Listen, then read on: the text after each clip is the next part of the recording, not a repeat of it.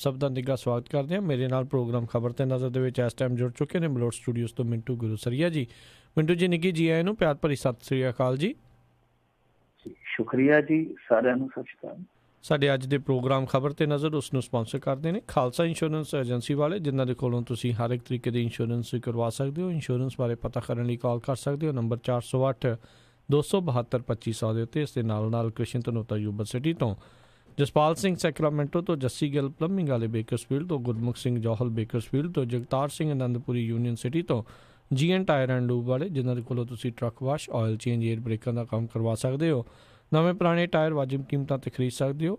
ਇਸ ਦੇ ਬਾਰੇ ਜਾਣਕਾਰੀ ਲਈ ਕਾਲ ਕਰੋ ਨਿੰਮਾ ਸਹੋਤਾ 209 277 0113 2092770113 ਅਤੇ Chicago pizza with the twist ਵਾਲੇ, ਜਿਨ੍ਹਾਂ ਤੋਂ ਤੁਸੀਂ ਹਰ ਤਰ੍ਹਾਂ ਦਾ veg, non veg, Indian style pizza ਆ ਉਹ ਤੁਸੀਂ ਲੈ ਸਕਦੇ ਹੋ। ਇਹਨਾਂ ਦੇ ਸਵਾਦ ਪੀਜ਼ੇ ਆਰਡਰ ਕਰਨ ਦੇ ਲਈ ਇਹਨਾਂ ਦੀ ਵੈਬਸਾਈਟ ਵਿਜ਼ਿਟ ਕਰੋ www.chicagopizzatwist.com ਅਤੇ 10% ਡਿਸਕਾਊਂਟ ਲੈਣ ਦੇ ਲਈ ਕੂਪਨ ਕੋਡ 13131313 ਉਸ ਦਾ ਇਸਤੇਮਾਲ ਕਰ ਸਕਦੇ ਹੋ। ਇਹਨਾਂ ਸਾਰਿਆਂ ਦਾ ਬਹੁਤ ਬਹੁਤ ਧੰਨਵਾਦ।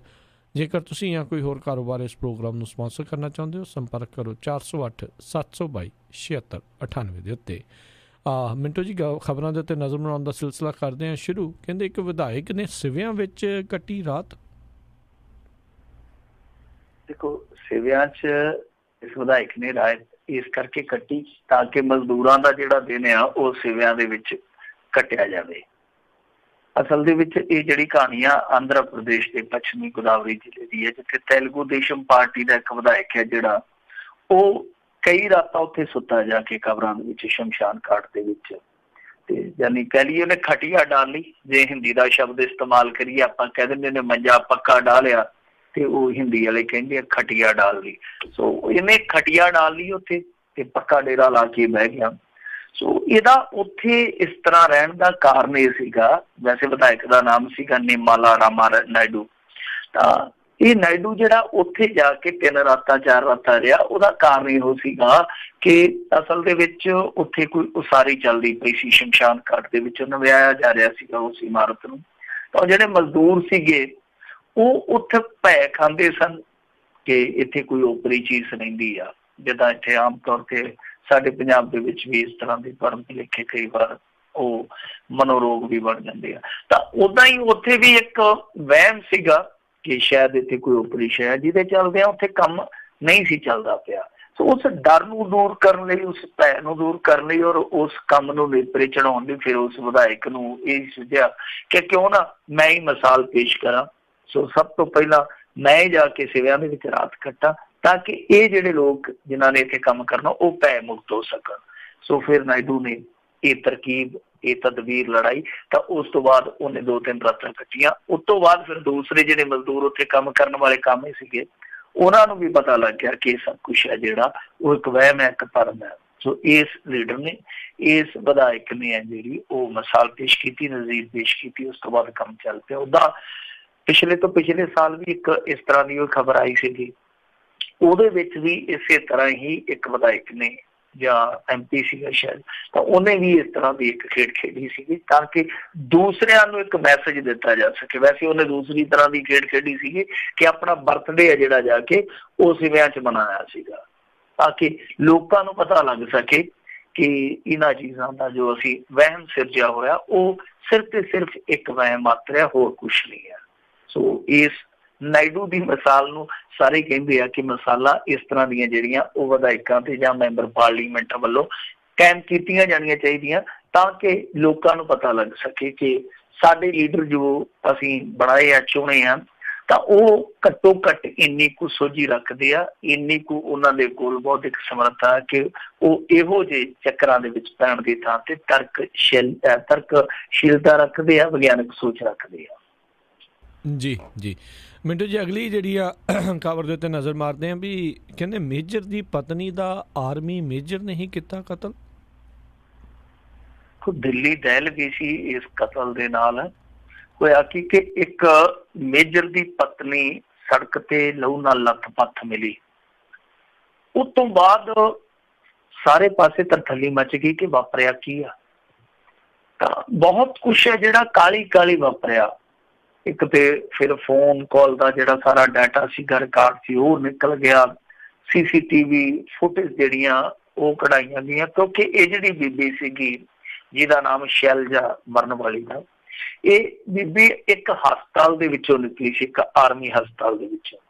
ਤਾਂ ਉੱਥੋਂ ਜਦੋਂ CCTV ਫੁਟੇਜ ਖੰਗਾਲੀ ਗਈ ਤੇ ਆਰਮੀ ਦਾ ਹੀ ਇੱਕ ਮੇਜਰ ਜਿਹੜਾ ਸੀਗਾ ਉਹ ਦਿਖਾਈ ਦਿੱਤਾ ਇਹਦੇ ਨਾਲ, ਤਾਂ ਸ਼ੱਕ ਥੋੜਾ ਜਿਹਾ ਗਹਿਰਾ ਗਿਆ। ਫਿਰ ਉਸ ਤੋਂ ਬਾਅਦ ਜਦੋਂ ਫੋਨ ਕਾਲ ਦੀ ਡਿਟੇਲ ਕੱਢੀ ਗਈ ਤਾਂ ਉਸ ਸ਼ਖਸ ਜਿਹੜੇ ਨੂੰ ਉਹਨਾਂ ਨੇ CCTV ਕੈਮਰੇ 'ਚ ਦੇਖਿਆ ਸੀਗਾ, ਉਸ ਸ਼ਖਸ ਦੇ ਨੰਬਰ ਤੋਂ ਇਸ ਨੰਬਰ ਤੇ ਜੋ ਬੀਬੀ ਸ਼ੈਲਜਾ ਦਾ ਨੰਬਰ ਸੀਗਾ, ਉੱਤੇ ਸਾਲ ਦੇ ਵਿੱਚ 3000 ਵਾਰੀ ਕਾਲ ਹੋਈ ਸੀਗੀ, ਕੁਛ SMS ਸੀਗੇ। ਸੋ ਜਿਹੜਾ ਸ਼ੱਕ ਸੀ ਫਿਰ ਗਹਿਰਾ ਆ ਗਿਆ, ਸ਼ੱਕ ਫਿਰ ਯਕੀਨ 'ਚ ਹੀ ਤਬਦੀਲ ਹੋ ਗਿਆ। ਤਾਂ ਪੁਲਿਸ ਜਿਹੜੀ ਸੀਗੀ ਉਹ ਫਿਰ ਉਹਨੂੰ ਲੋਕੇਟ ਕਰਦੀ ਉਹਦੇ ਤੱਕ ਪਹੁੰਚ ਗਈ। ਮੇਰਠ ਦੇ ਵਿੱਚ ਉਹਨੂੰ ਜਾ ਕੇ ਗ੍ਰਿਫਤਾਰ ਕਰ ਲਿਆ ਗਿਆ। ਹਾਲਾਂਕਿ ਭੱਜਿਆ ਉਹ ਕੁਛ ਥਾਵਾਂ ਤੇ ਗਿਆ, ਪਹਿਲਾਂ ਆਪਣੇ ਘਰ ਗਿਆ, ਫਿਰ ਆਪਣੇ ਅੰਕਲ ਦੇ ਘਰ ਗਿਆ, ਫਿਰ ਜੋ ਛਾਉਣੀ ਦਾ ਇਲਾਕਾ ਸੀਗਾ ਉੱਥੇ ਵੀ ਚਲੇ ਗਿਆ, ਪਰ ਬਾਵਜੂਦ ਇਸਦੇ ਕਿਉਂਕਿ ਇੱਕ ਡਰ ਸੀ, ਇੱਕ ਭੈ ਸੀਗਾ, ਤਾਂ ਉਹਨੂੰ ਗ੍ਰਿਫਤਾਰ ਕਰ ਲਿਆ ਗਿਆ। ਹੁਣ ਕਹਾਣੀ ਕੀ ਨਿਕਲੀ? ਕਹਾਣੀ ਇਹ ਨਿਕਲੀ ਕਿ ਇਹ ਹਮ ਰੁਤਬਾ ਮੇਜਰ ਦੀ ਬੀਵੀ ਨੂੰ ਇੱਕ ਤਰਫਾ ਇਸ਼ਕ ਕਰਦਾ ਸੀਗਾ। ਔਰ ਇਹ ਕਹਾਣੀ ਸਟਾਰਟ ਹੋਈ ਉਦੋਂ ਜਦੋਂ ਜਿਹੜਾ ਇਹ ਮ੍ਰਿਤਕਾ ਦੇ ਘਰ ਵਾਲਾ ਮੇਜਰ ਸੀਗਾ, ਇਹਦੀ ਪੋਸਟਿੰਗ ਦੀਮਾਪੁਰ ਦੇ ਵਿੱਚ ਹੋਈ। ਉਧਰੋਂ ਬਰੋਬਰ ਹੀ ਇਹਦੀ ਪੋਸਟਿੰਗ ਉੱਥੇ ਹੋਈ ਤੇ ਦੱਸਦੇ ਆ ਕਿ ਜਿਹੜੀ ਬੀਬੀ ਮਰੀ ਆ, ਮ੍ਰਿਤਕਾ ਜਿਹੜੀ, ਇਹਨਾਂ ਦੋਨਾਂ ਦੀਆਂ ਨਜ਼ਦੀਕੀਆਂ ਹੋਈਆਂ ਸੀਗੀਆਂ, ਮਿੱਤਰਤਾ ਹੋਈ। ਤੇ ਇਹ ਅਕਸਰ ਇਸ ਗੱਲ ਨੂੰ ਲੈ ਕੇ ਇਸ ਬੀਬੀ ਦੇ ਨਾਲ ਬਹਿਸ ਕਰਦਾ ਸੀਗਾ ਕਿ ਉਹ ਮੇਰੇ ਨਾਲ ਸ਼ਾਦੀ ਕਰ ਲਵੇ। ਦੱਸਦੇ ਆ ਕਿ ਇਹ ਬੀਬੀ ਜਿਹੜੀ ਉਹ ਇੱਥੇ ਆ ਗਈ ਦਿੱਲੀ ਦੇ ਵਿੱਚ, ਉਹਦਾ ਕਾਰਨ ਇਹ ਸੀਗਾ ਕਿ ਉਹਦੇ ਘਰ ਵਾਲੇ ਦੀ ਬਦਲੀ ਜਿਹੜੀ ਉਹ ਸੁਡਾਨ ਦੇ ਵਿੱਚ ਹੋ ਗਈ ਸੀ ਤੇ ਥੋੜੇ ਦਿਨ ਤੱਕ ਇਹ ਵਿਦੇਸ਼ ਜਾਣ ਵਾਲੇ ਸੀ, ਯਾਨੀ ਸੁਡਾਨ ਜਾਣ ਵਾਲੇ ਸੀਗੇ। ਤਾਂ ਜਦੋਂ ਇਸ ਚੀਜ਼ ਦਾ ਇਹਨੂੰ ਪਤਾ ਲੱਗਿਆ ਤੇ ਇਹਨੇ ਇਸ ਬੀਬੀ ਦੇ ਨਾਲ ਫੇਰ ਰਾਬਤਾ ਕੀਤਾ, ਇਹ ਮ੍ਰਿਤਕਾ ਦੇ ਨਾਲ ਫੇਰ ਇਹਨੇ ਸੰਪਰਕ ਕੀਤਾ ਕਿ ਇੱਕ ਦਫਾ ਉਹ ਮਿਲਣਾ ਚਾਹੁੰਦਾ। ਤੇ ਇਸ ਤਰ੍ਹਾਂ ਫਿਰ ਕਾਰ ਦੇ ਵਿੱਚ ਬੈਠੇ, ਜਿੱਦਾਂ ਮੈਂ ਤੁਹਾਨੂੰ ਦੱਸਿਆ ਕਿ ਹਸਪਤਾਲ ਚੋਂ ਨਿਕਲੇ, ਤਾਂ ਜਦੋਂ ਕਾਰ ਦੇ ਵਿੱਚ ਬੈਠੇ ਦੱਸਦੇ ਕਾਰ ਦੇ ਵਿੱਚ ਫਿਰ ਤਕਰਾਰ ਹੋਇਆ, ਬੜਾ ਜ਼ਬਰਦਸਤ ਤਕਰਾਰ ਹੋਇਆ ਦੋਨਾਂ ਦਾ ਸੰਬੰਧਾਂ ਨੂੰ ਲੈ ਕੇ। ਕਹਿੰਦਾ ਸੀਗਾ ਕਿ ਮੇਰੇ ਨਾਲ ਸ਼ਾਦੀ ਕਰ, ਤਾਂ ਉਹਨੇ ਇਨਕਾਰ ਕੀਤਾ। ਇਹਨੇ ਫਿਰ ਚਾਕੂ ਦੇ ਨਾਲ ਉਹਦਾ ਗਲਾ ਜਿਹੜਾ ਉਹ ਰੇਤ ਦਿੱਤਾ। ਹੋਇਆ ਕਿ ਫਿਰ ਉਸ ਔਰਤ ਨੇ, ਸ਼ੈਲਜਾ ਨੇ, ਚੱਲਦੀ ਕਾਰ ਦੇ ਵਿੱਚੋਂ ਆਪਣੇ ਆਪ ਨੂੰ ਬਚਾਉਣ ਲਈ ਛਾਲ ਵੀ ਮਾਰ ਦਿੱਤੀ, ਪਰ ਇਸ ਬੰਦੇ ਨੇ, ਕਿਉਂਕਿ ਜਗ੍ਹਾ ਸੁਨਸਾਨ ਸੀ, ਮੇਜਰ ਨੇ ਕਾਰ ਬੈਕ ਕਰਕੇ ਉਹਨੂੰ ਦਰਦ ਦਿੱਤਾ, ਚੰਗੀ ਤਰ੍ਹਾਂ ਦੇਖਿਆ ਕਿ ਮਰ ਗਈ, ਫਿਰ ਉੱਥੋਂ ਨਿਕਲ ਲਿਆ। ਹਾਲਾਂਕਿ ਬਾਅਦ ਦੇ ਵਿੱਚ ਉਸ ਜਗ੍ਹਾ ਤੇ ਫਿਰ ਪਹੁੰਚਿਆ, ਜਦ ਤੱਕ ਪੁਲਿਸ ਆ ਚੁੱਕੀ ਸੀਗੀ, ਫਿਰ ਇਹ ਵਾਪਸ ਚਲੇ ਗਿਆ। ਹਸਪਤਾਲ ਦੇ ਵਿੱਚ ਵੀ ਇੱਕ ਵਾਰੀ ਫਿਰ ਗਿਆ ਵੇਖਣ ਕਿ ਕਿੱਦਾਂ ਉੱਥੇ ਮਾਹੌਲ ਚੱਲਦਾ ਪਿਆ, CCTV ਕੈਮਰਿਆਂ ਚੋਂ ਕੀ ਵੇਖਿਆ ਜਾ ਰਿਹਾ। ਪਰ ਜਿਵੇਂ ਮੈਂ ਤੁਹਾਨੂੰ ਦੱਸਿਆ ਕਿ ਜਦੋਂ ਸ਼ੱਕ ਯਕੀਨ 'ਚ ਤਬਦੀਲ ਹੋ ਗਿਆ, ਫਿਰ ਇਸ ਮੇਜਰ ਨੂੰ ਗ੍ਰਿਫਤਾਰ ਕਰ ਲਿਆ ਗਿਆ। ਸੋ ਆਰਮੀ ਦੇ ਵਿੱਚ ਇੱਕ ਵਾਰੀ ਫਿਰ ਉਹੀ ਜੋ ਅੱਗੇ ਸਾਡੇ ਸਾਹਮਣੇ ਕਈ ਦਫਾ ਨਿਕਲਿਆ, ਉਹੀ ਇਸ਼ਕ ਮੁਸ਼ਕ ਵਾਲਾ ਚੱਕਰ ਹੈ ਜਿਹੜਾ ਸਾਹਮਣੇ ਆ ਗਿਆ। ਆ ਸਾਡੇ ਪੰਜਾਬ ਦੇ ਵਿੱਚ 2017 'ਚ ਇੱਕ ਬੜੀ ਸਨਸਨੀਖੇਜ ਘਟਨਾ ਵਾਪਰੀ ਸੀ ਇੱਧਰ ਬਠਿੰਡੇ ਇਲਾਕੇ 'ਚ। ਹੋਇਆ ਕੀ ਸੀਗਾ ਕਿ 에ਅਰਫੋਰਸ ਦੇ ਸਟੇਸ਼ਨ ਤੇ ਇੱਕ ਜਵਾਨ ਦਾ ਕਹੀਏ ਜਿੱਦਾਂ ਆਪਾਂ ਟੁਕੜਿਆਂ ਦੇ ਵਿੱਚ ਸਰੀਰ ਮਿਲਿਆ ਸੀਗਾ, ਫ੍ਰਿਜ ਦੇ ਵਿੱਚ, ਫ੍ਰੀਜ਼ਰ ਦੇ ਵਿੱਚ ਲਾ ਕੇ ਰੱਖਿਆ ਗਿਆ ਸੀ। ਜਦੋਂ ਜਾਂਚ ਪੜਤਾਲ ਹੋਈ ਤੇ ਉਹਦੇ ਵਿੱਚ ਵੀ ਮਾਮਲਾ ਜਿਹੜਾ ਉਹ ਇਸ਼ਕ ਮੁਸ਼ਕ ਦਾ ਨਿਕਲਿਆ ਸੀਗਾ। ਸੋ ਇਹ ਵੀ ਕਹਾਣੀ ਹੈ ਜਿਹੜੀ ਉਹ ਇਸ਼ਕ ਮੁਸ਼ਕ ਦੀ ਆ। ਔਰ ਇਹਦੇ ਵਿੱਚ ਦਿਲਚਸਪ ਜਿਹੜੀ ਗੱਲ ਆ ਉਹ ਇਹ ਆ ਕਿ ਇਹ ਜਿਹੜੀ ਮਰਨ ਵਾਲੀ ਸ਼ੈਲਜਾ ਸੀਗੀ, ਬੀਬੀ ਸ਼ੈਲਜਾ, ਇਹ ਪੰਜਾਬ ਤੋਂ ਬਿਲੋਂਗ ਕਰਦੀ ਸੀ, ਅੰਮ੍ਰਿਤਸਰ ਦੀ ਸੀਗੀ। ਔਰ ਕੁਛ ਸਮੇਂ ਤੱਕ ਇਹਨੇ ਅੰਮ੍ਰਿਤਸਰ ਯੂਨੀਵਰਸਿਟੀ, ਜਿਹਨੂੰ ਆਪਾਂ ਗੁਰੂ ਨਾਨਕ ਯੂਨੀਵਰਸਿਟੀ ਦੇ ਤੌਰ ਤੇ ਜਾਣਦੇ ਆ, ਉਹਦੇ ਵਿੱਚ ਪੜ੍ਹਾਇਆ ਵੀ ਆ, ਮਾਡਲਿੰਗ ਵੀ ਕੀਤੀ ਆ ਬੀਬੀ ਨੇ ਤੇ ਕੁਛ ਸੋਸ਼ਲ ਵਰਕ ਵੀ ਕੀਤਾ। ਪਰ ਜੋ ਕਹਾਣੀ ਵਿਗੜੀ ਆ, ਉਸ ਕਹਾਣੀ ਨੇ ਬਹੁਤ ਸਾਰੇ ਲੋਕਾਂ ਨੂੰ ਡਰਾਇਆ। ਪਰ ਸਭ ਤੋਂ ਵੱਡੀ ਗੱਲ ਇਹ ਆ ਕਿ ਆਰਮੀ ਦੇ ਵਿੱਚੋਂ ਇਸ ਤਰ੍ਹਾਂ ਦੀਆਂ ਕਹਾਣੀਆਂ ਜਿਹੜੀਆਂ ਉਹ ਹਾਲੇ ਵੀ ਨਿਕਲਣੀਆਂ ਜਾ ਰਹੀਆਂ। ਹਾਲਾਂਕਿ ਕਹਾਣੀਆਂ ਹੋਰ ਵੀ ਬਹੁਤ ਨਿਕਲਦੀਆਂ, ਪਰ ਇਸ਼ਕ ਮੁਸ਼ਕ ਦੇ ਨਾਲ ਜੁੜੀਆਂ ਕਹਾਣੀਆਂ ਜਿਹੜੀਆਂ ਹੁਣ ਸਗੋਂ ਗਾਂਹ ਤੁਰੀਆਂ ਜਾਂਦੀਆਂ। ਆ ਪਿੱਛੇ ਜੇ ਇੱਕ ਬਹੁਤ ਵੱਡੇ ਆਰਮੀ ਦੇ ਅਧਿਕਾਰੀ ਨੂੰ ਰੇਪ ਦੇ ਦੋਸ਼ ਹੇਠ ਫੜਿਆ ਗਿਆ, ਔਰ ਰੇਪ ਵੀ ਕਿਹਦੇ ਨਾਲ ਕੀਤਾ ਸੀਗਾ? ਉਹਨੇ ਅਧਿਕਾਰੀ ਦੀ ਹੀ ਬੇਟੀ ਨਾਲ ਕੀਤਾ ਸੀ। ਜੀ ਜੀ ਜੀ। ਅਗਲੀ ਖਬਰ ਦੇ ਉੱਤੇ ਨਜ਼ਰ ਮਾਰਦੇ ਹਾਂ ਵੀ ਕਹਿੰਦੇ ਮੰਗਲ ਸਿੰਘ ਸੰਧੂ ਪੜਤਾਲ ਵਿੱਚ ਦੋਸ਼ੀ ਪਾਇਆ ਗਿਆ। ਦੇਖੋ, ਮੰਗਲ ਸਿੰਘ ਸੰਧੂ ਮੇਰੇ ਖਿਆਲ ਦੇ ਨਾਲ ਹੁਣ ਬਹੁਤਿਆਂ ਨੂੰ ਤੇ ਚੇਤੇ ਨਹੀਂ ਹੋਣਾ ਕਿਹੜਾ ਮੰਗਲ ਸਿੰਘ ਆ, ਪਰ ਇੱਕ ਵੇਲਾ ਉਹ ਸੀਗਾ ਕਿ ਪ੍ਰਕਾਸ਼ ਸਿੰਘ ਬਾਦਲ ਦੇ ਨਾਲੋਂ ਵੱਧ ਸੁਰਖੀਆਂ ਮੰਗਲ ਸਿੰਘ ਸੰਧੂ ਦੀਆਂ ਲੱਗਿਆ ਕਰਦੀਆਂ ਸੀ। ਇਹ ਮੰਗਲ ਸਿੰਘ ਉਹ ਮੰਗਲ ਸਿੰਘ ਆ ਜਿਹਨੇ ਨਰਮੇ ਦੇ ਉਜਾੜੇ ਵੇਲੇ ਜੰਗਲ 'ਚ ਮੰਗਲ ਲਾਇਆ ਸੀਗਾ। ਮਤਲਬ ਕਿ ਇੱਕ ਪਾਸੇ ਨਰਮੇ ਦਾ ਉਜਾੜਾ ਹੋ ਗਿਆ ਸੀ 2015 ਦੇ ਵਿੱਚ, ਪਰ ਦੂਸਰੇ ਪਾਸੇ ਮੰਗਲ ਸਿੰਘ ਨਾਲ ਜੁੜੀਆਂ ਜਿਹੜੀਆਂ ਖਬਰਾਂ ਸੀਗੀਆਂ ਉਹ ਨਿਰੰਤਰ ਨਿਕਲਦੀਆਂ ਸੀਗੀਆਂ, ਦਿਲਚਸਪ ਖਬਰਾਂ, ਕਦੇ ਆਹ ਹੋ ਗਿਆ ਕਦੇ ਹੋ ਗਿਆ। ਸੋ ਇਹਦੀ ਜਿਹੜੀ ਵਿਭਾਗੀ ਜਾਂਚ ਪੜਤਾਲ ਹੈ ਉਹ ਸਿੱਟੇ ਤੇ ਪਹੁੰਚ ਗਈ ਆ। ਉਸ ਜਾਂਚ ਪੜਤਾਲ ਚੋਂ ਇਹੋ ਹੀ ਨਿਕਲਿਆ ਕਿ ਮੰਗਲ ਸਿੰਘ ਸੰਧੂ ਨੇ ਕੁਛ ਨਾ ਕੁਛ ਗਲਤ ਕੀਤਾ, ਕੁਛ ਨਾ ਕੁਛ ਆਪਾਂ ਕਹਿ ਸਕਦੇ ਹਾਂ ਕਿ ਬਹੁਤ ਕੁਛ ਗਲਤ ਹੋਇਆ। ਤਾਂ ਜਿਹੜੀ ਇਹਨਾਂ ਦੇ ਵਿਭਾਗ ਦੀ ਜਾਂਚ ਪੜਤਾਲ ਨੇਪਰੇ ਚੜੀ ਆ ਉਹਦੇ ਵਿੱਚ ਸਾਫ਼ ਤੌਰ ਤੇ ਇਹਨਾਂ ਨੇ ਕਿਹਾ ਕਿ ਦੇਖੋ ਮੰਗਲ ਸਿੰਘ ਸੰਧੂ ਨੇ ਇੱਕ ਦਵਾ ਜਿਹੜੀ ਖਰੀਦੀ ਸੀ, ਐਬਰੋਨ ਸ਼ਾਇਦ ਉਹਦਾ ਨਾਮ ਸੀਗਾ, ਕਿ ਉਸ ਦਵਾ ਨਹੀਂ ਮੈਂ ਕਹੂੰਗਾ ਪੈਸਟੀਸਾਈਡ, ਕਿਉਂਕਿ ਸਾਡੇ ਪੇਂਡੂਆਂ ਦਾ ਸ਼ਬਦ ਹੈ, ਦਵਾਈ ਕਹਿ ਦਿੰਦੇ ਆ। ਤਾਂ ਪੈਸਟੀਸਾਈਡ ਜਿਹੜੀ ਖਰੀਦੀ ਸੀਗੀ ਐਬਰੋਨ, ਉਹਦੇ ਵਿੱਚ ਇਹਨੇ ਈ ਟੈਂਡਰਿੰਗ ਵਾਲੀ ਪ੍ਰਣਾਲੀ ਜਿਹੜੀ ਉਹ ਅਖਤਿਆਰ ਨਹੀਂ ਸੀ ਕੀਤੀ। ਸੋ ਇਹ ਜਾਂਚ ਪੜਤਾਲ ਦਾ ਇੱਕ ਸਿੱਟਾ ਜਿਹੜਾ ਨਿਕਲਿਆ। ਵੈਸੇ ਐਬਰੋਨ ਦੀ ਦਵਾਈ ਇਹਨਾਂ ਨੇ ਖਰੀਦੀ ਸੀ ਉਦੋਂ, ਜੇ ਮੈਂ ਭੁੱਲਦਾ ਨਹੀਂ, ਤੇ 92,000 ਲੀਟਰ ਖਰੀਦੀ ਸੀਗੀ। 92,000 ਲੀਟਰ ਦੀ ਖਰੀਦ ਹੋਈ ਸੀ ਤੇ ਕੁੱਲ ਉਹ ਰਕਮ ਬਣਦੀ ਸੀਗੀ ਸ਼ਾਇਦ 33 ਕਰੋੜ ਰੁਪਈਆ। ਤਾਂ ਪੰਗਾ ਕਿੱਥੇ ਪੈਂਦਾ ਸੀ? ਪੰਗਾ ਇੱਥੇ ਹੀ ਪੈਂਦਾ ਸੀਗਾ ਕਿ ਐਬਰੋਨ ਦੀ ਜਿਹੜੀ ਉਹ ਖਰੀਦ ਹੋਈ ਸੀਗੀ, ਉਹ ਖਰੀਦ ਇਹਨਾਂ ਨੇ ਈ ਟੈਂਡਰਿੰਗ ਕਰਨ ਦੇ ਬਜਾਏ ਇੱਕ ਸਿੱਧੀ ਜਾ ਕੇ ਡੀਲਰ ਤੋਂ ਕਰ ਲਈ, ਜਿੱਥੇ ਜਾ ਕੇ ਇਹ ਚੋਰੀ ਬਣਦੀ ਸੀਗੀ।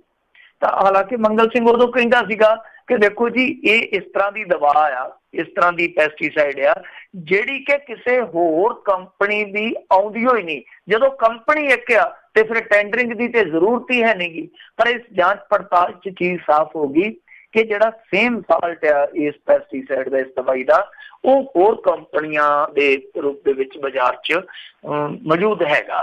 ਪਰ ਇਹਨਾਂ ਨੇ ਇੱਕੋ ਡੀਲਰ ਤੋਂ ਇਹ ਦਵਾਈ ਚੱਕੀ, ਇਹ ਪੈਸਟੀਸਾਈਡ ਚੱਕੀ, ਕਿਉਂਕਿ ਹੱਥ ਰਲੇ ਹੋਏ ਸੀਗੇ। ਹਾਲਾਂਕਿ ਮੰਗਲ ਸਿੰਘ ਸੰਧੂ ਤੇ ਬਠਿੰਡੇ ਦੇ ਵਿੱਚ ਇੱਕ ਹੋਰ ਵੀ ਮਾਮਲਾ ਦਰਜ ਹੋਇਆ ਸੀ। ਬਾਅਦ ਦੇ ਵਿੱਚ ਇਹਨੂੰ ਗ੍ਰਿਫਤਾਰ ਵੀ ਕੀਤਾ ਗਿਆ, ਦੇ ਘਰੋਂ ਕਾਫੀ ਮਾਲ ਪੱਤਾ ਵੀ ਫੜਿਆ ਗਿਆ। ਉਹ ਮਾਲ ਪੱਤਾ ਗਾਂ ਚੋਰਾਂ ਨੂੰ ਮੋਰ ਪੈ ਗਏ ਵਾਲੀ ਦੀ ਗੱਲ ਆ ਕਿ ਥਾਣੇ ਦੇ ਵਿੱਚੋਂ ਗਾਇਬ ਹੋ ਗਿਆ ਸੀਗਾ, ਇੱਕ ਰਿਵਾਲਵਰ ਸ਼ਾਇਦ ਸੀ, ਉਹ ਸਾਰਾ ਕੁਛ ਗਾਇਬ ਹੋ ਗਿਆ ਸੀਗਾ, ਉਹਦਾ ਵੀ ਰੌਲਾ ਪਿਆ। ਪਰ ਇਹਦੇ ਵਿੱਚ ਹੁਣ ਇੱਕ ਚੀਜ਼ ਜਿਹੜੀ ਉਹ ਹੋਰ ਵੇਖਣ ਵਾਲੀ ਆ।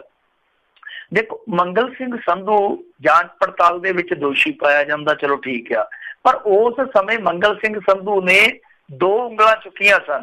ਇੱਕ ਉਂਗਲ ਚੁੱਕੀ ਸੀਗੀ ਤਤਕਾਲੀਨ ਖੇਤੀ ਮੰਤਰੀ ਵੱਲ, ਔਰ ਦੂਸਰੀ ਉਂਗਲ ਚੁੱਕੀ ਸੀਗੀ CMO ਵੱਲ, ਯਾਨੀ ਚੀਫ ਮਿਨਿਸਟਰ ਆਫਿਸ ਵੱਲ।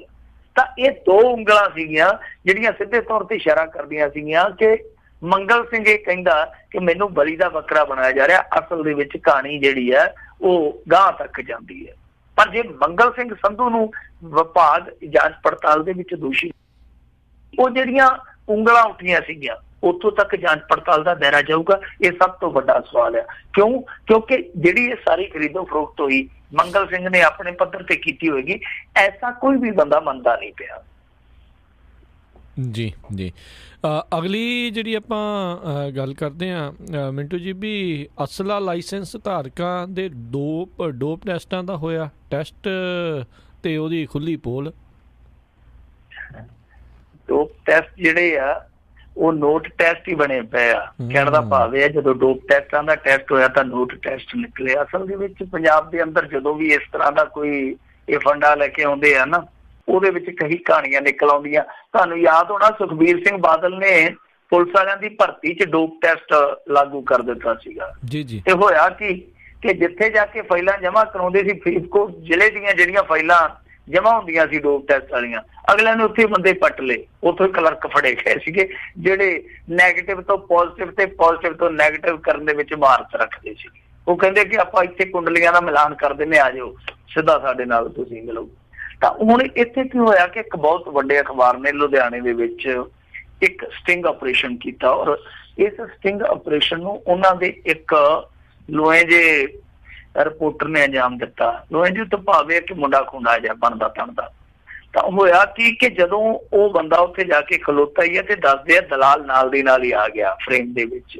ਕਹਿੰਦਾ ਕਿਵੇਂ? ਉਹ ਕਹਿੰਦਾ ਜੀ ਮੈਂ ਇੱਥੇ ਆਪਣਾ ਜਿਹੜਾ ਅਸਲਾ ਵਾ ਉਹ ਨਵਿਆਉਣਾ ਜਾਣਾ, ਯਾਨੀ ਰੀਨਿਊ ਕਰਵਾਉਣਾ। ਤੇ ਉਹ ਕਹਿੰਦਾ ਕੋਈ ਗੱਲ ਨਹੀਂ, ਕੋਈ ਚੱਕਰ ਹੀ ਨਹੀਂ, ਤੂੰ ਟਿਕਾਣੇ ਲੱਗਾ, ਟਿਕਾਣੇ ਵੱਜਾਂ ਤੇ ਕਰ ਗੱਲ। ਉਹ ਕਹਿੰਦਾ ਯਾਰ ਗੱਲ ਇਹ ਆ ਕਿ ਮੈਂ ਤੇ ਖਾਣ ਪੀਣ ਵਾਲਾ ਬੰਦਾ ਮਾਲ ਪੱਤਾ ਛਕਦਾ ਤੇ ਕਿੱਦਾਂ ਉਹ ਇਹ ਤੇ ਡੋਪ ਟੈਸਟ ਰੱਖੀ ਬੈਠੇ ਆ। ਕਹਿੰਦਾ ਕੋਈ ਗੱਲ ਨਹੀਂ, ਰੁਪਈਆ ਤੇਰਾ 2000 ਲੱਗਣਾ, ਆਪਾਂ ਸਾਰਾ ਪ੍ਰਬੰਧ ਕਰ ਦਿਆਂਗੇ। ਕਹਿੰਦਾ ਕਿਵੇਂ? ਕਹਿੰਦਾ ਕਿ ਆਪਾਂ ਪਿਸ਼ਾਬ ਉਸ ਬੰਦੇ ਦਾ ਲਿਆਉਣਾ ਜਿਹੜਾ ਬਿਲਕੁਲ ਸੋਫੀ ਹੋਵੇ ਤੇ ਉਹਨੇ ਪਿਸ਼ਾਬ ਦੇਣ ਦਾ ਰੁਪਈਆ 2000 ਲੈਣਾ। ਚਲੋ ਜੀ, ਕਹਿੰਦੇ ਇਹ ਵੀ ਸੌਦਾ ਜਿਹੜਾ ਡਨ ਹੋ ਗਿਆ। ਫਿਰ ਕਹਿੰਦਾ ਕਿ ਜਿਹੜੀਆਂ ਦੂਸਰੀਆਂ ਚੀਜ਼ਾਂ ਕਰਨੀਆਂ ਕੁੱਲ ਮਿਲਾ ਕੇ ਉਹਦਾ ਬਿੱਲ ਬਣਨਾ 20000 ਰੁਪਈਆ। ਸੱਜੇ ਹੱਥ ਨਾਲ 20000 ਰੁਪਈਆ ਗਿਣਦੇ, ਖੱਬੇ ਹੱਥ ਨਾਲ ਆਪਦੀ ਰਿਪੋਰਟ ਚੱਕ ਲਈ। ਸੋ ਉਹ ਜਿਹੜਾ ਰਿਪੋਰਟਰ ਸੀ ਉਹ ਕਹਿੰਦਾ ਯਾਰ ਜ਼ਿਆਦਾ ਪੈਸਾ ਜ਼ਿਆਦਾ, ਤੇ ਉਹ ਕਹਿੰਦਾ ਕੀ ਕਰੀਏ? ਉੱਤੋਂ ਲੈ ਕੇ ਹੇਠਾਂ ਤੱਕ ਸਾਰਿਆਂ ਦੇ ਨਾਲ ਸੈਟਿੰਗ ਕਰਨੀ ਪੈਂਦੀ ਆ, ਤੇ ਸੈਟਿੰਗ ਜਿਹੜੀ ਆ ਉਹ ਪੈਸਿਆਂ ਨਾਲ ਹੀ ਹੁੰਦੀ ਆ। ਸੈਟਿੰਗ ਜਿਹੜੀ ਕਾਗਜ਼ਾਂ ਨਾਲ ਤੇ ਹੁੰਦੀ ਨਹੀਂ, ਰੋਕੜਾ ਹੀ ਚੱਲਦਾ ਸਾਰੇ ਪਾਸੇ। ਤੇ ਦੱਸਦੇ ਫਿਰ ਸੌਦਾ 15000 ਚ ਤੈਅ ਹੋ ਗਿਆ। ਤੇ ਮੁੜ ਕੇ ਰਿਪੋਰਟਰ ਨੇ ਕਿਹਾ ਕਿ ਉਹਦਾ ਤਾਂ ਅੱਖਾਂ ਦਾ ਜਿਹੜਾ ਨਿਗਾਹ ਉਹ ਵੀ ਕਮਜ਼ੋਰ ਆ, ਉਹਦੀ ਤਾਂ ਸਾਈਟ ਵੀ ਘੱਟ ਆ। ਤਾਂ ਉਹ ਕਹਿੰਦੇ ਅੱਖਾਂ ਦੀ ਸਾਈਟ ਦੀ ਵੀ ਕਹਿੰਦਾ ਕਿ ਕੋਈ ਗੱਲ ਨਹੀਂ ਹੈ, ਕੋਈ ਚੱਕਰ ਨਹੀਂ, ਜੇ ਨਿਗਾਹ ਵੀ ਘੱਟ ਆ ਤਾਂ ਗੱਲ ਹੀ ਕੋਈ ਨਹੀਂ, ਇਹ ਵੀ ਆਪਾਂ ਕੁੱਤੀ ਕਪਾਹ ਚੋਂ ਕੱਢ ਦਿਆਂਗੇ। ਫਿਰ ਕਹਿੰਦਾ ਕਿ ਮੈਂਟਲ ਫਿਟਨੈਸ ਦੀ ਜਾਂਚ ਪੜਤਾਲ ਜਿਹੜੀ ਹੈ ਉਹ ਵੀ ਨਾ ਕਰਾਉਣੀ ਪਵੇ ਤੇ ਚੰਗਾ। ਕਹਿੰਦਾ ਕਿ ਕੋਈ ਗੱਲ ਨਹੀਂ, ਛੱਡ ਖੜਾ, ਤੂੰ ਏਦਾਂ ਕਰ, ਪੈਸੇ ਦੇ, ਤੈਨੂੰ ਨਾ ਦਿਮਾਗੀ ਜਾਂਚ ਪੜਤਾਲ ਕਰਾਉਣ ਦੀ ਜ਼ਰੂਰਤ ਆ, ਨਾ ਤੇਰੀ ਆਈਸਾਈਟ ਚੈੱਕ ਕਰਾਉਣ ਦੀ ਜ਼ਰੂਰਤ ਆ, ਨਾ ਤੇਰਾ ਡੋਪ ਟੈਸਟ, ਕੁਛ ਨਹੀਂ ਹੋਣਾ, ਤੂੰ ਇੱਥੇ ਖੜ। ਤੇ ਕਹਿੰਦੇ ਕਮਾਲ ਦੀ ਗੱਲ ਆ ਕਿ ਉਸ ਬੰਦੇ ਨੇ ਪੈਸੇ ਲੈ ਤੇ 15 ਮਿੰਟਾਂ ਦੇ ਵਿੱਚ ਫਾਈਲ ਕਲੀਅਰ ਕਰਕੇ ਹੱਥਾਂ ਤੇ ਰੱਖ ਦਿੱਤੀ। ਕਹਿੰਦਾ ਚੱਕੋ ਬਾਊ ਜੀ ਤੇ ਘਰ ਨੂੰ ਚੱਲੇ, ਪਾਓ ਜਾ ਕੇ ਆਪਣੀ ਕੌਫੀ ਪੀਓ। ਸੋ ਏਦਾਂ ਹੁੰਦੇ ਪਏ ਡੋਪ ਟੈਸਟ। ਇਹ ਡੋਪ ਟੈਸਟ ਵਾਲਾ ਫੰਡਾ ਜਿਹੜਾ ਉਹ ਤੁਹਾਨੂੰ ਪਤਾ ਹੀ ਆ ਕਿ ਕੇਂਦਰ ਸਰਕਾਰ ਨੇ ਆਖਿਆ ਸੀਗਾ ਕਿ ਜਿਨ੍ਹਾਂ ਦੇ ਕੋਲ ਅਸਲਾ, ਜਦੋਂ ਉਹ ਲਾਇਸੈਂਸ ਰੀਨਿਊ ਕਰਾਉਣਗੇ ਹੁਣ ਉਹਨਾਂ ਨੂੰ ਡੋਪ ਟੈਸਟ ਕਰਵਾਉਣਾ ਪਊਗਾ। ਔਰ ਜਿਹੜਾ ਬੰਦਾ ਨਵਾਂ ਲਊਗਾ ਲਾਇਸੈਂਸ, ਮਤਲਬ ਕਿ ਫਰੈਸ਼ ਲਾਇਸੈਂਸ ਲੈਂਦਾ, ਤਾਂ ਉਹਨੂੰ ਵੀ ਡੋਪ ਟੈਸਟ ਹੈ ਜਿਹੜਾ ਉਹ ਕਰਾਉਣਾ ਪੈਣਾ। ਪਰ ਡੋਪ ਟੈਸਟਾਂ ਦੀ ਆੜ ਦੇ ਵਿੱਚ ਇੱਥੇ ਕੀ ਕੁਛ ਹੁੰਦਾ ਪਿਆ ਤੁਸੀਂ ਆਪ ਹੀ ਦੇਖ ਲਓ। ਇਹ ਕਹਾਣੀ ਇਕੱਲੇ ਲੁਧਿਆਣੇ ਦੀ ਆ, ਪਰ ਜੇ ਤੁਸੀਂ ਦੂਸਰੇ ਸ਼ਹਿਰਾਂ 'ਚ ਜਾ ਕੇ ਜ਼ਮੀਨੀ ਪੱਧਰ ਤੇ ਹਾਲਾਤ ਵੇਖੋਗੇ ਉਹ ਇਹਦੇ ਤੋਂ ਜੁਦਾ ਨਹੀਂ ਹੋਣਗੇ। ਕਾਰਨ ਇਹੋ ਹੀ ਆ ਕਿ ਪੈਸੇ ਵਾਲੇ ਜਿਹੜੇ, ਉਹ ਜਿਵੇਂ ਗਾਣਾ ਨਾ ਮੌਜਾਂ ਲੁੱਟ ਕੇ ਮੁਰੱਬਿਆਂ ਵਾਲੇ, ਅਸੀਂ ਰਹਿ ਗਏ ਭਾਅ ਪੁੱਛਦੇ। ਜਿਹੜੇ ਮੁਰੱਬਿਆਂ ਵਾਲੇ ਆ ਉਹ ਇਸ ਤਰ੍ਹਾਂ ਚਾਹੇ ਉਹ ਰਾਤ ਜਿੰਨੇ ਮਰਜ਼ੀ ਪੈਗ ਸ਼ੈਗ ਲਾ ਕੇ ਆਏ ਹੋਣ, ਜਿੰਨੇ ਮਰਜ਼ੀ ਮਾਲ ਪੱਤੇ ਖਾ ਕੇ ਉਹ ਆਏ ਹੋਣ, ਉਹਨਾਂ ਦੀ ਫਾਈਲ ਜਿਹੜੀ ਆ ਉਹ ਖੇਡਦੀ ਜਾਂਦੀ ਆ। ਜਿਹੜੇ ਅਸਲੀ ਸਹੀ ਬੰਦੇ ਆ ਉਹ ਉੱਥੇ ਲੈਣਾ 'ਚ ਲੱਗੇ ਰਹਿੰਦੇ ਆ। ਕਦੇ ਕਹਿੰਦੇ ਫਲਾਣਾ ਡਾਕਟਰ ਨਹੀਂ ਆਇਆ, ਕਦੇ ਕਹਿੰਦੇ ਧਮਕਾਣਾ ਨਹੀਂ ਆਇਆ। ਉਹ 15 ਦਿਨ ਧੱਕੇ ਖਾਂਦੇ ਆ। ਏਦਾਂ ਜਿਹੜੇ ਕੰਮ ਆ, ਅੱਜ ਦਾ ਹੁਣ ਰਿਪੋਰਟਰ ਸੀਗਾ, ਚਲੋ ਇਹ ਤੇ ਅੰਡਰ ਕਵਰ ਬਣ ਕੇ ਇੱਕ ਏਜੰਟ ਬਣ ਕੇ ਗਿਆ, ਤਾਂ ਇਹਨੇ ਸਾਰੀ ਖੇਡ ਖੇਡਦੇ ਸੀ। ਪਰ ਜਿਹੜੇ ਅਸਲ ਬੰਦੇ ਆ ਉਹ ਇਸ ਤਰ੍ਹਾਂ ਧੱਕੇ ਖਾਂਦੇ ਆ, ਤੇ ਜਿਹੜੇ ਇੱਧਰ ਥੋੜਾ ਮਾਲ ਪੱਤਾ ਰੱਖਦੇ ਆ ਉਹ ਇਸ ਤਰ੍ਹਾਂ ਖਰਚਾ ਲਾ ਕੇ ਪਰਚਾ ਬਣਾ ਲ ਜਾਂਦੇ ਆ। ਜੀ ਜੀ ਜੀ। ਅਗਲੀ ਜਿਹੜੀ ਆਪਾਂ ਮਿੰਟੂ ਜੀ ਗੱਲ ਕਰਦੇ, ਕਹਿੰਦੇ ਸਿੱਧਵਾਂ ਨਹਿਰ ਵਿੱਚ ਕਾਲੀ ਸਿਆਹੀ ਸੁੱਟਣ ਦੇ ਮਾਮਲੇ ਦੀ ਆਈ ਹੈ ਰਿਪੋਰਟ। ਇਹ ਉਹੀ ਵੀਡੀਓ ਵਾਲਾ ਮਾਮਲਾ ਜਿਹਦੇ ਵਿੱਚ ਉਹ ਦੋ ਭਾਰੇ ਜਿਹੇ ਬੰਦੇ ਆ ਜਿਹੜੇ ਬੋਰੇ ਖਾਲੀ ਕਰਦੇ ਨਜ਼ਰ ਆਉਂਦੇ ਆ ਸਿੱਧਵਾਂ ਨਹਿਰ ਦੇ ਵਿੱਚ। ਉਹ ਇੱਕ ਸੱਜਣ ਵੀਡੀਓ ਬਣਾ ਲੈਂਦਾ। ਵੀਡੀਓ ਬਣਾਉਣ ਵਾਲਾ ਦੱਸਦੇ ਆ ਕਿ ਕਾਲਜ ਦਾ ਕਿਸੇ ਦਾ ਪ੍ਰੋਫੈਸਰ ਸੀਗਾ। ਤਾਂ ਉਸ ਬੰਦੇ ਨੇ, ਜਾਗਰੂਕ ਬੰਦੇ ਨੇ, ਉਹ ਵੀਡੀਓ ਬਣਾ ਲਈ, ਵੀਡੀਓ ਵਾਇਰਲ ਹੋ ਗਈ, ਜਿਹਦੇ ਨਤੀਜੇ ਵਜੋਂ ਇਹਨਾਂ ਦੋ ਵਪਾਰੀਆਂ ਭਰਾਵਾਂ ਤੇ, ਵੈਸੇ ਦੋਵੇਂ ਵਪਾਰੀ ਸੀ, ਸੌਦਾਗਰ ਸੀਗੇ, ਦੋਨਾਂ ਤੇ ਮਾਮਲਾ ਦਰਜ ਹੋ ਗਿਆ। ਕਿਉਂਕਿ ਵੀਡੀਓ ਦੇ ਵਿੱਚ ਕਾਰ ਨਜ਼ਰ ਆ ਗਈ ਸੀਗੀ, ਤੇ ਤੁਹਾਨੂੰ ਪਤਾ ਸੋਸ਼ਲ ਮੀਡੀਆ ਤੇ ਜਨਤਾ ਜਿਹੜੀ ਉਹ ਜਿਵੇਂ ਗਾਣਾ ਨਾ ਸੂਈ ਲੱਭ ਲੈਂਦੇ ਹਨੇਰੇ ਚੋਂ, ਤਾਂ ਫਿਰ ਇਹਨਾਂ ਨੇ ਉਹ ਨੰਬਰ ਤਲਾਸ਼ ਕੇ ਪਤਾ ਲਾ ਲਿਆ ਕਿ ਕਿਹਦੇ ਨਾਂ ਤੇ ਗੱਡੀ ਆ। ਬੜੀ ਆਸਾਨੀ ਦੇ ਨਾਲ ਪਤਾ ਲੱਗ ਗਿਆ ਕਿ ਫਲਾਣੇ ਵਪਾਰੀ ਹੈ। ਉਹਨਾਂ ਤੇ ਫਿਰ ਮਾਮਲਾ ਜਿਹੜਾ ਉਹ ਦਰਜ ਹੋ ਗਿਆ ਸੀਗਾ। ਤਾਂ ਹੁਣ ਹੋਇਆ ਕੀ ਆ ਕਿ ਪੋਲਿਊਸ਼ਨ ਕੰਟਰੋਲ ਬੋਰਡ ਦੀ ਜਿਹੜੀ ਪਟਿਆਲੇ ਵਾਲੀ ਲੈਬੋਰਟਰੀ ਆ, ਉਹਦੇ ਚੋਂ ਸਮੀਖਿਆ ਰਿਪੋਰਟ ਆ ਗਈ ਆ ਜੀ। ਤਾਂ ਸਮੀਖਿਆ ਰਿਪੋਰਟ ਦੇ ਵਿੱਚ ਕਿਹਾ ਗਿਆ ਵਾ ਕਿ ਜੋ ਬੋਰਿਆਂ ਦੇ ਵਿੱਚੋਂ ਕਾਲਖ ਜੀ ਸੁੱਟੀ ਜਾ ਰਹੀ ਸੀਗੀ ਪਾਣੀ ਦੇ ਵਿੱਚ, ਉਹ ਅਸਲ ਦੇ ਵਿੱਚ ਇੰਡਸਟਰੀਅਲ ਵੇਸਟ ਨਹੀਂ ਸੀਗੀ, ਮਤਲਬ ਕਿ ਉਹ ਉਦਯੋਗਿਕ ਕੂੜਾ ਕਚਰਾ ਨਹੀਂ ਸੀਗਾ। ਅਸਲ ਦੇ ਵਿੱਚ ਉਹ ਚਾਰਕੋਲ ਸੀ। ਚਾਰਕੋਲ ਸ਼ਾਇਦ ਉਹਨੂੰ ਕਹਿੰਦੇ ਜੋ ਕੱਚਾ ਕੋਲਾ ਹੁੰਦਾ, ਹੁਣ ਚਾਰਕੋਲ ਉੱਥੇ ਸੁੱਟ ਰਹੇ ਸੀਗੇ ਏਦਾਂ ਬੋਰੇ ਭਰ ਕੇ। ਇਹ ਆਪਣੇ ਆਪ ਦੇ ਵਿੱਚ ਇੱਕ ਬੜੀ ਵੱਡੀ ਬੁਝਾਰਤ ਆ। ਖੈਰ ਹਾਲੇ ਆਫੀਸ਼ੀਅਲੀ ਇਹਨਾਂ ਨੇ ਇਸ ਚੀਜ਼ ਨੂੰ ਐਲਾਨਿਆ ਨਹੀਂ ਹੈ ਕਿ ਕੀ ਮਾਜਰਾ ਕੀ ਮਸਲਾਤ ਉੱਥੇ ਬਣੇ ਆ, ਪਰ ਸਭ ਤੋਂ ਦੇਖਣ ਵਾਲੀ ਗੱਲ ਜਿਹੜੀ ਆ ਕਿ ਚਾਰਕੋਲ ਉਹ ਕਾਰ ਚ ਲੱਦ ਕੇ ਬੋਰਿਆਂ ਚ ਪਾ ਕੇ ਉੱਥੇ ਕਿਉਂ ਸੁੱਟਣ ਗਏ ਸੀਗੇ। ਤਾਂ ਕੁਛ ਲੋਕ ਦੱਸਦੇ ਆ ਕਿ ਅਸਲ ਦੇ ਵਿੱਚ ਆ ਜਿਹੜੇ ਜੋਤਸ਼ੀ ਹੁੰਦੇ ਆ ਇਹ ਉਪਾਅ ਦੱਸਦੇ ਆ ਕਈਆਂ ਨੂੰ। ਉਪਾਅ ਕਈ ਵਾਰੀ ਇਹ ਕੱਚੇ ਕੋਲੇ ਦਾ ਵੀ ਦੱਸ ਦਿੰਦੇ ਆ। ਵੈਸੇ ਬੜੇ ਇਹਨਾਂ ਦੇ ਅਜੀਬੋ ਗਰੀਬ ਉਪਾਅ ਹੁੰਦੇ ਆ। ਕਈਆਂ ਨੂੰ ਕਹਿ ਦਿੰਦੇ ਆ ਕਿ ਤੇਰੀ ਕਿਸਮਤ ਦੇ ਵਿੱਚ ਜੇਲ੍ਹ ਦੀ ਰੋਟੀ ਆ। ਉਹ ਅਗਲਾ ਚਾਹੇ ਧਨਾ ਸੇਠ ਹੋਵੇ ਨਾ, ਉਹ ਜੇਲ੍ਹ ਦੇ ਸੁਪਰਡੈਂਟ ਦੇ ਜਾ ਕੇ ਉੱਤੇ ਗੋਡੇ ਘੁੱਟਦਾ ਰਹਿੰਦਾ, ਜਨਾਬ ਮੈਨੂੰ ਜੇਲ੍ਹ ਦੀ ਰੋਟੀ ਦੀ ਖਵਾ ਦਿਓ। ਤੇ ਆ ਪਿੱਛੇ ਜੇ ਸੁਖਜਿੰਦਰ ਸਿੰਘ ਰੰਧਾਵਾ ਕਹਿੰਦਾ ਇਹ ਟੈਂਟਾ ਹੀ ਨਿਬੇੜ ਦੇਣਾ, ਆਪਾਂ ਬਾਹਰ ਕੰਟੀਨਾਂ ਬਣਾ ਦੇਣੀਆਂ, ਜਿਹੜਾ ਵੀ ਕੋਈ ਦੱਸਿਆ ਕਰੂਗਾ ਜੋਤਸ਼ੀ ਨੂੰ ਉਹ ਉੱਥੇ ਬਹਾ ਕੇ ਅਸੀਂ ਰੋਟੀ ਖਵਾ ਲਿਆ ਕਰਾਂਗੇ, ਮਤਲਬ ਪੈਸੇ ਵਟਿਆ ਕਰਾਂਗੇ। ਸੋ ਇਸ ਤਰ੍ਹਾਂ ਦੇ ਉਪਾਅ ਜਿਹੜੇ ਆ ਉਹ ਜੋਤਸ਼ੀ ਦੱਸਦੇ ਰਹਿੰਦੇ, ਦੱਸਦੇ ਆ ਕਿ ਇਹ ਵੀ ਸ਼ਾਇਦ ਉਪਾਅ ਦੱਸਿਆ ਗਿਆ ਸੀਗਾ ਚਾਰਕੋਲ ਦਾ, ਕਿ ਤੁਸੀਂ ਜਾ ਕੇ ਚਾਰਕੋਲ ਹੈ ਜਿਹੜੀ ਉਹ ਪਾਣੀ 'ਚ ਵਹਾ ਕੇ ਆਓ। ਪਰ ਮੇਰੇ ਖਿਆਲ ਦੇ ਨਾਲ ਇੱਥੇ ਇਹਨਾਂ ਨੂੰ ਡੂੰਘਿਆ ਉਹ ਜਿਹੜਾ ਇਸ ਤਰ੍ਹਾਂ ਦਾ ਕੋਈ ਜੋਤਸ਼ੀ ਆ ਉਹਨੂੰ ਵੀ ਨਾਲ ਨਾਮਜ਼ਦ ਕਰ ਦੇਣਾ ਚਾਹੀਦਾ ਕੇਸ ਦੇ ਵਿੱਚ, ਕਿ ਉਪਾਅ ਹੀ ਦੱਸਣਾ, ਤੂੰ ਕੋਈ ਹੋਰ ਦੱਸ ਦੇ। ਉਪਾਅ ਨੂੰ ਕਹਦੇ ਕਿ ਆਪਦੇ ਘਰੇ ਟੋਆ ਪੱਟੋ ਤੇ ਉਹਦੇ ਵਿੱਚ ਪਾ ਕੇ 10 ਲੀਟਰ ਪਾਣੀ ਤੇ ਉੱਥੇ ਹੀ ਕਰ ਲਓ, ਇਹਨੂੰ ਦਫਨ ਜਾਂ ਉਪਾਅ ਹੀ ਕਰਨਾ। ਜੇ ਉਪਾਅ ਦੱਸਣਾ ਕੋਈ ਚੱਜ ਦਾ ਦੱਸੋ, ਕੋਈ 10 ਬੰਦਿਆਂ ਨੂੰ ਕਹੋ ਜਾ ਕੇ ਰੋਟੀ ਖਵਾ ਦਿਓ, ਨਾਲੇ ਅਗਲੇ ਦਾ ਸੌਰ ਜੇ ਨਾਲੇ ਇਹਨਾਂ ਨੂੰ ਸੰਤੁਸ਼ਟੀ ਹੋ ਜੇ। ਸੋ ਇਸ ਤਰ੍ਹਾਂ ਦੇ ਉਪਾਅ ਜਿਹੜੇ ਅਜੀਬੋ ਗਰੀਬ ਆ, ਕੱਲ ਨੂੰ ਇਹ ਕਹਿ ਦੇਣਗੇ ਕਿ ਪਾਣੀ 'ਚ ਤੇਜ਼ਾਬ ਸੁੱਟੇ, ਥੋੜਾ ਜਿਹਾ ਉਪਾਅ ਤੁਹਾਡੇ ਸਾਰੇ ਨਛੱਤਰ ਜਿਹੜੇ ਪੁੱਠੇ ਹੋਏ ਪਏ ਆ ਉਹਨਾਂ ਦੇ ਪੁੱਠੇ ਪੈਰ ਸੜ ਜਾਣਗੇ। ਸੋ ਜ਼ਰੂਰਤ ਇਸ ਗੱਲ ਦੀ ਆ ਕਿ ਇਹਨਾਂ ਚੀਜ਼ਾਂ ਤੇ ਵੀ ਥੋੜੀ ਜਿਹੀ ਸਖਤੀ ਕੀਤੀ ਜਾਵੇ। ਆ ਤੁਸੀਂ ਕਿਸੇ ਪੁਲ ਤੇ ਜਾ ਕੇ ਖੜ ਜਾਓ, ਪੰਜਾਬ ਦੇ ਕਿਸੇ ਪੁਲ ਤੇ ਜਾ ਕੇ ਖੜ ਜਾਓ, ਚੰਗੀ ਨਹਿਰ ਹੈ ਜਿਹੜੀ ਵਗਦੀ, ਤੁਹਾਨੂੰ 5-5 ਮਿੰਟਾਂ ਬਾਅਦ ਇੱਕ ਗੱਡੀ ਆਉਂਦੀ ਦਿਖਾਈ ਦਊਗੀ, ਬਾਬੂ ਨਿਕਲਦੇ ਆ ਲਿਸ਼ਕੇ ਪੁੱਛ ਕੇ ਤੇ ਥੱਬਿਆਂ ਮੂੰਹ ਹੀ ਭਰ ਕੇ ਧਾਰਮਿਕ ਸਮੱਗਰੀ ਹੈ ਜਿਹੜੀ ਵਹਾ ਦਿੰਦੇ ਆ। ਤੇ ਇੱਕ ਨੇ ਤਾਂ ਪਿੱਛੇ ਜੇ ਕੀ ਕੀਤਾ ਸੀਗਾ, ਉਹ ਟੂਮਾਂ ਨਾਲ ਰੱਖੀਆਂ ਸੀਗੀਆਂ, ਲਿਫਾਫਾ ਟੂਮਾਂ ਦਾ ਭਰਿਆ ਸੀਗਾ, ਉਹ ਸੁੱਟਣੀ ਧਾਰਮਿਕ ਸਮੱਗਰੀ ਸੀ, ਟੂਮਾਂ ਵਾਲਾ ਲਿਫਾਫਾ ਸੁੱਟਤਾ, ਮੁੜ ਕੇ ਲਿਆ ਕੇ ਗੋਤਾਖੋਰ ਲੱਭਦੇ ਫਿਰਦੇ ਸੀਗੇ, ਟੂਮਾਂ ਲੱਭ ਜਾਣ, ਉਹ ਕਹਿੰਦੇ ਕਿ ਨਹੀਂ ਜੀ ਇਹ ਤੇ ਹੁਣ ਭਗਵਾਨ ਦੀ ਭੇਟ ਚੜ ਗਿਆ। ਖੈਰ ਇਹ ਜਿਹੜਾ ਮਸਲਾ ਇਹ ਵੀ ਵੇਖਣ ਵਾਲਾ ਵਿਚਾਰਨ ਵਾਲਾ ਕਿ ਜਿਹੜੇ ਇਸ ਤਰ੍ਹਾਂ ਦੇ ਉਪਾਅ ਦੱਸਦੇ ਆ ਉਹਨਾਂ ਦਾ ਵੀ ਕੋਈ ਉਪਾਅ ਕੀਤਾ ਜਾਵੇ। ਜੀ ਜੀ ਅਗਲੀ ਜਿਹੜੀ ਆਪਾਂ ਗੱਲ ਕਰਦੇ, ਕਹਿੰਦੇ ਭਾਜਪਾ ਜੋਰ ਲਾ ਲਿਆ ਪਰ ਨਹੀਂ ਮਿਲ ਰਿਹਾ ਚੰਦਾ, ਸਾਰਾ ਤਾਂ ਕਹਿੰਦੇ ਇਹ ਪਹਿਲਾਂ ਹੀ ਇਕੱਠਾ ਕਰਾ ਲਿਆ ਸੀ। ਦੇਖੋ ਇਹ ਕਿੱਡੀ ਦਿਲਚਸਪ ਗੱਲ ਆ ਕਿ ਜਿਹੜੀ ਕੇਂਦਰ ਦੀ ਸਰਕਾਰ ਹੈ ਭਾਰਤੀ ਜਨਤਾ ਪਾਰਟੀ ਦੀ, ਤਾਂ ਉਹਦਾ ਇੰਨਾ ਜ਼ਿਆਦਾ ਰਸੂਖ ਆ ਕਿ ਭਾਰਤੀ ਜਨਤਾ ਪਾਰਟੀ ਇਸ ਸਮੇਂ ਇੰਡੀਆ ਦੀ ਸਭ ਤੋਂ ਅਮੀਰ ਪਾਰਟੀ ਆ ਜੀ, ਤੇ ਉਸ ਅਮੀਰ ਪਾਰਟੀ ਦੀ ਜਿਹੜੀ ਪੰਜਾਬ ਦੀ ਸ਼ਾਖਾ ਉਹ ਸਭ ਤੋਂ ਕੰਗਾਲ ਹੈ, ਸਭ ਤੋਂ ਗਰੀਬ ਆ। ਪੰਜਾਬੀਆਂ ਨੇ ਇੰਨਾ ਜ਼ਿਆਦਾ ਇਹਨਾਂ ਦਾ ਬੁਰਾ ਹਾਲ ਕੀਤਾ ਕਿ ਇਹਨਾਂ ਨੂੰ ਹੁਣ ਕੋਈ ਚੰਦਾ ਨਹੀਂ ਦਿੰਦਾ ਪਿਆ ਇੱਥੇ। ਖੈਰ ਇਹਨਾਂ ਨੇ ਵੀ ਪੰਜਾਬੀਆਂ ਨਾਲ ਘੱਟ ਨਹੀਂ ਕੀਤਾ, ਪੰਜਾਬੀਆਂ ਨੇ ਬਹੁਤ ਬੁਰੀ ਕੀਤੀ ਹੈ। ਸਾਨੂੰ ਯਾਦ ਹੀ ਹੋਣਾ ਕਿ ਇਹਨਾਂ ਨੇ ਆਪਣੀ ਥੋੜੀ ਜਿਹੀ ਲੀਡਰਸ਼ਿਪ ਚੇਂਜ ਕੀਤੀ ਸੀਗੀ, ਯਾਨੀ ਮਲਕ ਸਾਹਿਬ ਸੀਗੇ ਜਿਹੜੇ ਸ਼ਵੇਤ ਮਲਕ, ਉਹਨਾਂ ਨੂੰ ਵਾਗਡੋਰ ਸੌਂਪੀ ਸੀਗੀ ਵਿਜੇ ਸਾਂਪਲਾ ਦੀ ਥਾਂ ਤੇ। ਤੇ ਜਦੋਂ ਆਇਆ ਤੁਹਾਨੂੰ ਪਤਾ ਨਵਾਂ ਮੁਸਲਮਾਨ ਬਣਿਆ, ਲਾਲਾ ਜ਼ਿਆਦਾ ਕਰਦਾ, ਜਦੋਂ ਉਹ ਨਵਾਂ ਪ੍ਰਧਾਨ ਬਣਿਆ ਤੇ ਉਹਨੇ ਯਕਦਮ ਆਹ ਕਰ ਦਿਆਂਗੇ, ਉਹ ਕਰ ਦਿਆਂਗੇ, ਉਹ ਕਰ ਦਿਆਂਗੇ, ਮੀਟਿੰਗਾਂ ਦਾ ਸਿਲਸਿਲਾ ਚਲਾ ਦਿੱਤਾ। ਤੇ ਉਹਦੇ ਵਿੱਚ ਇੱਕ ਫੈਸਲਾ ਕੀਤਾ ਕਿ ਅਸੀਂ 10 ਕਰੋੜ ਰੁਪਈਆ ਇਕੱਠਾ ਕਰਨਾ। ਸ਼ਾਇਦ ਇਹਨਾਂ ਨੇ 20 ਮਈ ਨੂੰ ਇਹ ਐਲਾਨ ਕੀਤਾ ਸੀਗਾ ਕਿ 30 ਮਈ ਤੱਕ ਅਸੀਂ 10 ਕਰੋੜ ਰੁਪਈਏ ਦਾ ਟਾਰਗੇਟ ਜਿਹੜਾ ਪੂਰਾ ਕਰਨਾ। ਤੇ ਇਹਨਾਂ ਨੇ ਬਾਅਦ ਦੇ ਵਿੱਚ ਉਹ 15 ਜੂਨ ਡੈਡਲਾਈਨ ਵਧਾ ਦਿੱਤੀ। ਕਮਾਲ ਦੀ ਗੱਲ ਹੈ ਕਿ 15 ਜੂਨ ਤੱਕ ਵੀ ਟਾਰਗੇਟ ਨਹੀਂ ਪੂਰਾ ਹੋਇਆ, ਫੇਰ ਕਹਿੰਦੇ ਕਿ 20 ਤੱਕ ਹੋਣ ਦਾ, ਤੇ 20 ਵੀ ਲੱਗੇ, ਹੁਣ ਕਹਿੰਦੇ ਯਾਰ ਖੁੱਲਾ ਖਾਤਾ ਹੈ, ਜਦੋਂ ਹੋਇਆ ਕਰ ਲਾਂਗੇ, ਜਿੰਨੇ ਹੋਏ ਕਰ ਲਾਂਗੇ।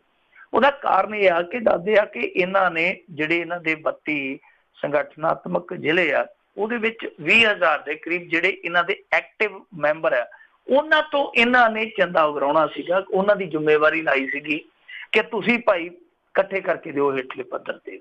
ਤਾਂ ਇਹਨਾਂ ਨੇ ਕਿਸੇ ਲਈ 1200, ਕਿਸੇ ਲਈ 2000, ਕਿਸੇ ਲਈ ਵੱਧ, ਇਸ ਤਰ੍ਹਾਂ ਅਹੁਦਿਆਂ ਦੇ ਹਿਸਾਬ ਦੇ ਨਾਲ ਰਕਮ ਰੱਖੀ ਸੀਗੀ। ਪਰ ਦੱਸਦੇ ਆ ਕਿ ਉਹ ਕੰਮ ਜਿਹੜਾ ਇਹਨਾਂ ਦਾ ਨੇਪਰੀ ਨਹੀਂ ਚੜਿਆ। ਹਾਲਾਂਕਿ ਜਿਹੜੇ ਇਹਨਾਂ ਦੇ ਕਾਉਂਸਲਰ ਆ ਭਾਰਤੀ ਜਨਤਾ ਪਾਰਟੀ ਦੇ, ਹਾਲੇ ਵੀ ਵੈਸੇ ਥੋੜੇ ਹੀ ਰਹਿ ਗਏ ਹੋਣੇ ਆ, ਉਹਨਾਂ ਨੂੰ ਹੁਣ ਇਹ ਕਹਿੰਦੇ ਪਏ ਕਿ ਤੁਸੀਂ ਇੱਕ ਮਹੀਨੇ ਦਾ ਵੇਤਨ, ਯਾਨੀ ਇੱਕ ਮਹੀਨੇ ਦੀ ਤਨਖਾਹ ਜਿਹੜੀ ਉਹ ਪਾਰਟੀ ਦੇ ਖਜ਼ਾਨੇ 'ਚ ਪਾਓ। ਤਾਂ ਉਹ ਵੀ ਕਹਿੰਦੇ ਕਿ ਮੂੰਹ ਟੇਢਾ ਜਿਹਾ ਕਰਦੇ ਆ, ਕਹਿੰਦੇ ਕਿ ਹੋਰ ਤੇ ਸਾਡੇ ਕੋਲ ਹੁਣ ਹੈ ਨਹੀਂ, ਕੋਈ ਸਰਕਾਰ ਤੇ ਚੱਲਦੀ ਨਹੀਂ ਹੈ। ਸੋ ਸਾਨੂੰ ਤਨਖਾਹ ਹੀ ਆ ਤੇ ਤਨਖਾਹ ਤੁਸੀਂ ਮਹੀਨੇ ਦੀ ਲੈ ਕੇ ਗੁਜ਼ਾਰਾ ਕਿੱਦਾਂ ਹੋਊਗਾ। ਪਰ ਦੱਸਦੇ ਆ ਕਿ ਉਹਨਾਂ ਦੇ ਵੀ ਮੂੰਹ ਆ ਜਿਹੜੇ ਵਿੰਗੇ ਟੇਢੇ ਆ। ਸੋ ਇਸੇ ਦੇ ਚੱਲਦਿਆਂ ਇਹਨਾਂ ਦਾ ਜਿਹੜਾ ਰਕੇਸ਼ ਰਠੌਰ ਆ, ਜਿਹੜਾ ਪ੍ਰਦੇਸ਼ ਮਹਾ ਮੰਤਰੀ ਆ, ਉਹ ਕਹਿੰਦਾ ਕਿ ਹੁਣ ਤੱਕ ਜਿਹੜਾ ਅਸੀਂ ਟਾਰਗੇਟ ਅਚੀਵ ਕੀਤਾ ਉਹ ਮਹਿਜ਼ 20% ਕੀਤਾ, 20% ਕੀਤਾ, ਪਰ ਉਮੀਦ ਹੈ ਜਲਦੀ ਕਰ ਲਵਾਂਗੇ। ਤਾਂ ਇਹੋ ਹੀ ਕਾਰਨ ਆ, ਜੇ ਆਪਾਂ ਦੇਖੀਏ ਬਿਲਕੁਲ ਥੋੜਾ ਜਿਹਾ ਦੂਰ ਨਜ਼ਰ ਦੌੜਾ ਕੇ ਦੇਖੀਏ ਤਾਂ ਕਾਰਨ ਇਹਦਾ ਇਹੋ ਹੀ ਆ ਕਿ ਭਾਰਤੀ ਜਨਤਾ ਪਾਰਟੀ ਵਪਾਰੀਆਂ ਦੀ ਪਾਰਟੀ ਆ। ਪਰ ਪੰਜਾਬ ਦੇ ਵਿੱਚ ਇਹਨਾਂ ਦੀ ਕਿਸਮਤ ਇਹੋ ਜਿਹੀ ਹੋਈ ਪਈ ਆ ਕਿ ਵਪਾਰੀ ਵੀ ਇਹਨਾਂ ਨੂੰ ਲਾਗੇ ਨਹੀਂ ਲੱਗਣ ਦੇ ਰਹੇ। ਵਪਾਰੀਆਂ ਨਾਲ ਵੀ ਇਹਨਾਂ ਨੇ ਬੁਰੀ ਕੀਤੀ ਆ।